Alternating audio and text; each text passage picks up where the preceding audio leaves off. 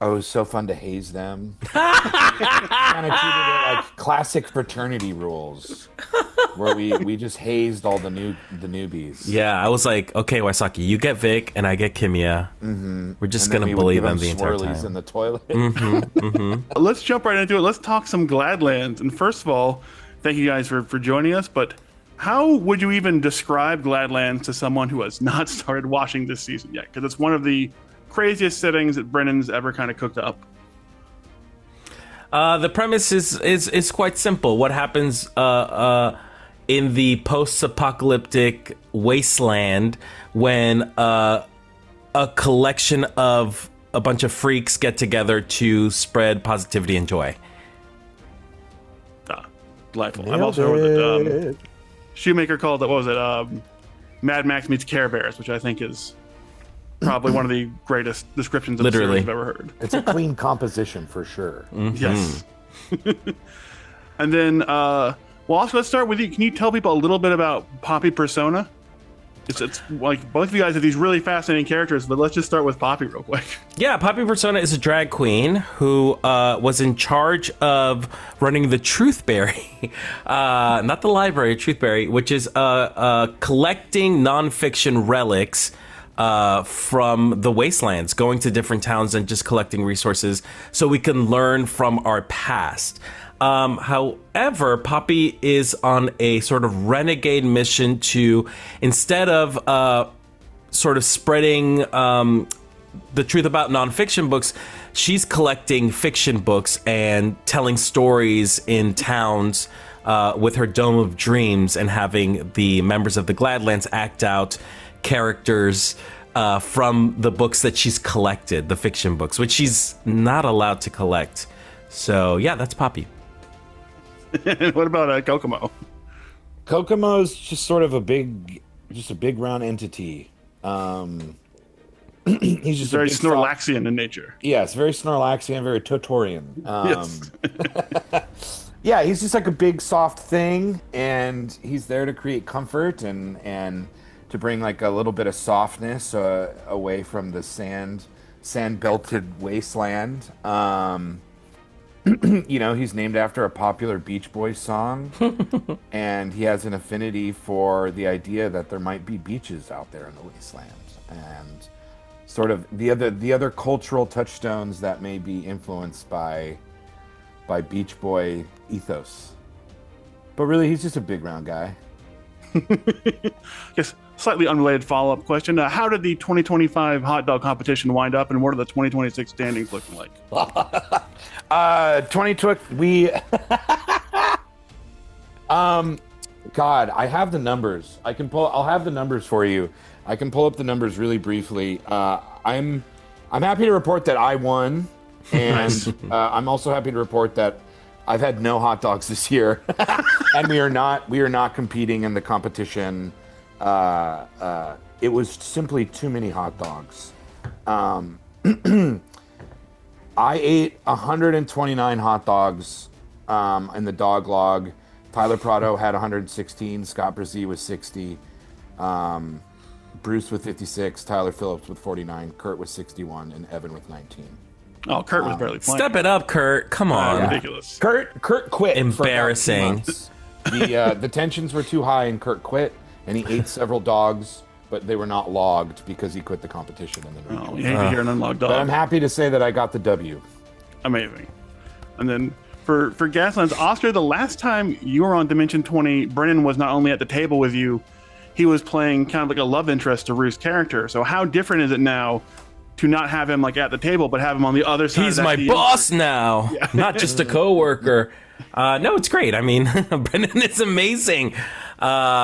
It's so funny to go from one season where you're just like, yeah, sort of like in this season-long romancing arc to suddenly having him like tell the story, and you're just like, oh yeah, you're not a PC here in this game.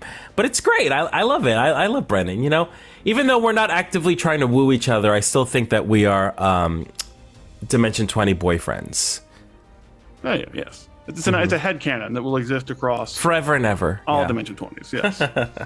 And then, Jacob, in your first Dimension 20 experience, Never Stop Blowing Up, pretty much violence was almost always the only answer.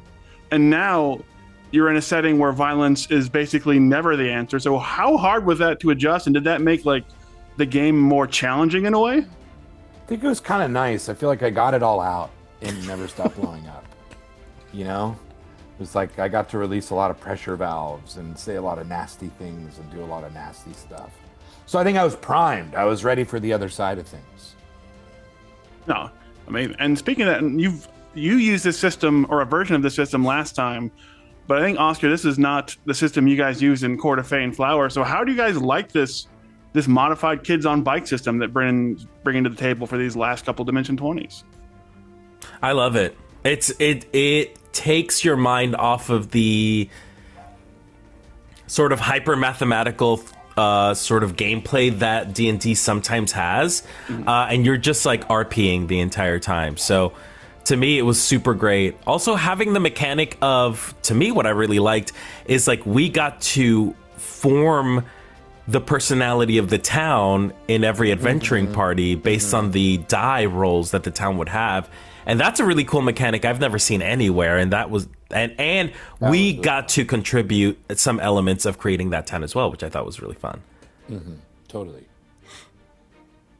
No, amazing. And then I think it's sort of become a pattern now when Brennan makes these more whimsical light tone setting that there's always like this one big tonally jarring moment, like in Cloudward Ho when Murph turned a man on a flying penny farthing into human sausage meat.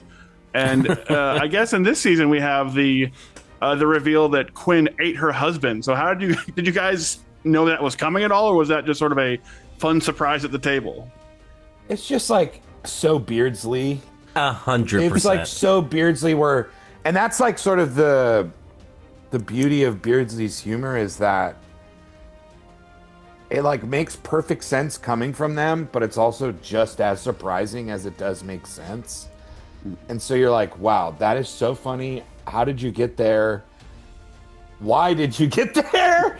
But also it makes so much sense that this is a Beardsley pull. Absolutely tracks for Beardsley. Yeah. And we wouldn't want it any other way. Come on. No, of course not. And I guess now that you're both like two-time veterans, was it fun to go into this having a little more experience and then seeing like Vic and Camilla have to kind of like go through that same kind of like first time learning process that you guys did, and seeing like some of the insane moments that have come out of that so far in the first 3 episodes? Oh, it was so fun to haze them. Kind of treated it like classic fraternity rules, where we just hazed all the newbies. Yeah, I was like, okay, Wysocki, you get Vic and I get Kimia. We're just gonna bully them the entire time. In the toilet. No, it was cool seeing Vic and Kim. First of all, Vic and Kimia in the dome. Let's be real. This is an iconic moment in Dimension 20. Yes. And they were incredible. They're so incredible. I definitely saw, like, I was like, oh yeah, I was this nervous when I was doing my first season, but I think they took to it pretty quickly, and then I think they realized that they were like, oh, I'm just improvising with my friends. Yes. Yeah, we do this all the time. We've performed with Kimmy and Vic many, many times before, so this ain't nothing new here, you know? I don't think anybody will feel like they're the newbies in the dome. Amazing.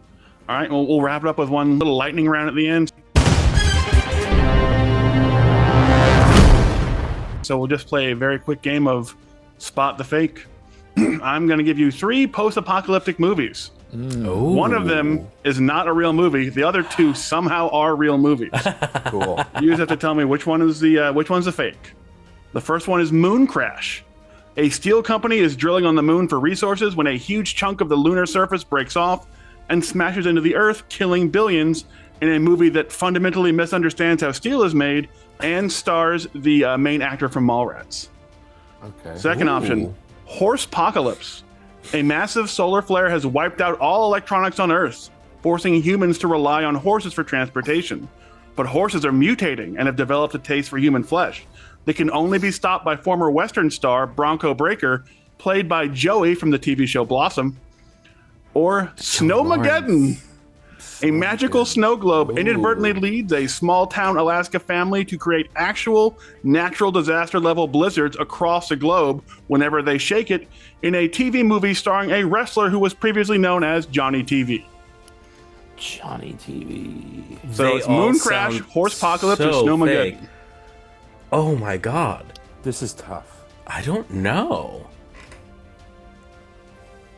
I'm gonna say I want you to lead the charge. You're much more movie brain than I am, I think. to me, weirdly, the first one seems the most grounded, and that one I don't think is real. I similarly felt like Moon Crash was fake because I just thought budgetarily they don't have it. They don't have it. They're not doing lunar shots. They don't have the True. CGI budget to get the moon to explode into Earth. Where And I I think- could see a guy getting a couple horses Yes. shooting a movie. Easy. Yeah. I think maybe that's what we want. We want the first one to not be real and the other two to be real, because I can't wait to see those two movies. Yeah, Snowmageddon, I'm watching it right after this interview. I'll tell you that Snowmageddon is real. Moon Crash is real and stars Jeremy London from Mallrats. Whoa. What? And Horsepocalypse is made up. Ah. Damn. Well, then you got to write it, Peter. You got to write that movie. Yeah. Did you come up with it? Somewhere on, yeah. You got to write it. It's got legs. I just like the idea that Four. they made an entire movie about mining for steel, which is an alloy. It is not something you can mine for. Steel does not exist in nature. You gotta make steel. You need iron. You gotta refine iron, right? Exactly.